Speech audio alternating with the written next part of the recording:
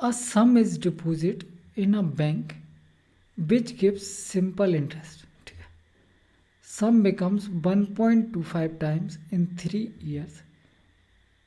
If there is requirement of this after 7 years, how much amount should one deposit to fulfill the requirement?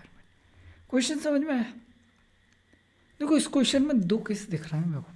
पहला क्या है, यहाँ तक क्या कह रहा है, अ सम डिपॉजिट इन बैंक, एक बैंक में पैसा डिपॉजिट किया जो क्या देता है, सिंपल इंटरेस्ट देता है, पहली कहानी। ठीक है, दूसरा क्या है, सम बिकम 1.25 टाइम्स इन 3 ईयर्स, मतलब अगर बैंक में आपने 100 रुपये जमा करे तो ये 3 साल में कितने बन जाता है, 125 रुपये बन जाता है, ये कहना चाह रहा है। और दूसरा क्या है, if there is requirement of 760000 after 7 year how much amount should one deposit,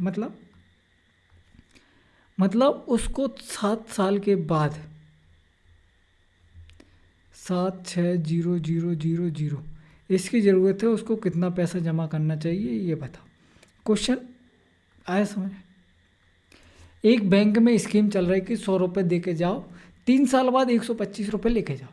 100 रुपये दे के जाओ, 3 साल बाद 125 रुपये लेके जाओ, मतलब 3 साल में 25 रुपये का ब्याज मिल जाएगा। ठीक है, मैंने सुनी ये स्कीम, में गया बैंक, मैंने कहा भैया आज तो मेरे पास पैसा ही पैसा है, मुझे नहीं पता कितना पैसा जमा करना है, लेकिन 7 साल के बाद मुझे इतने पैसे की ज़रूरत है, तुम बताओ कितना पैसा जमा करना है। 7 साल के बाद मुझे ये पैसा चाहिए, मेरे को ना इससे 1 रुपये कम ना 1 रुपये ज़्यादा चाहिए, इतना फिक्स पैसा चाहिए, तुम बताओ आज कितना पैसा जमा कर दूँ। आई स्कीम समझ? ठीक है, अब देखो समझते हैं। सबसे पहले अपन को निकालना पड़ेगा रेट ऑफ इंटरेस्ट क्या होगा। अगर 3 साल में 25 रुपये 100 रुपये पे मिल रहा है, मतलब 3 साल का रेट ऑफ इंटरेस्ट ये आ गया 25, ये 3 साल का इंटरेस्ट है, तो 1 साल का क्या आ जाएगा 25/3, ये आ गया आपके पास रेट ऑफ इंटरेस्ट 25/3 का मतलब 8.33%। कोई दिक्कत इसमें? कोई दिक्कत नहीं है। अगर ये रेट ऑफ इंटरेस्ट है 8.33% मतलब 25/300, ये 1 साल का ब्याज, तो 7 साल का ब्याज कितना हो जाएगा 25/300, क्योंकि PR परसेंट में होता है, यहाँ पे R जो होता है ये फ्रैक्शन में है, परसेंट में ये होगा R%। इस बात का ध्यान रखना, कभी कभी इसमें मिस्टेक हो जाती है। ठीक है, तो 25/300 7 साल का ब्याज ये हो जाएगा, लेकिन अपन को ब्याज नहीं अमाउंट चाहिए ये, मतलब इसमें प्रिंसिपल भी जोड़ेगा, प्रिंसिपल 1 यूनिट। ठीक है, अपने आप का 100%,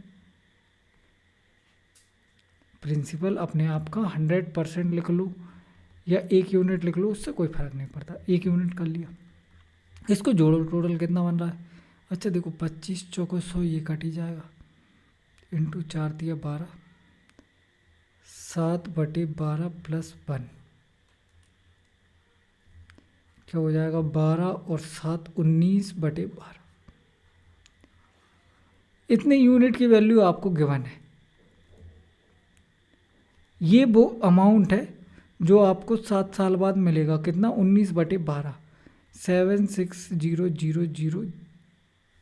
ठीक है, तो 19 चौको 76, 4000, 1 यूनिट की वैल्यू क्या आ गई 12 × 36, 12 चौको 48 और 00। ये वो पैसा है जो आपको जमा करना पड़ेगा। अगर आप 4,80,000 रुपये जमा कर देते हो तो 7 साल के बाद आपको 7,60,000 रुपये मिल जाएंगे।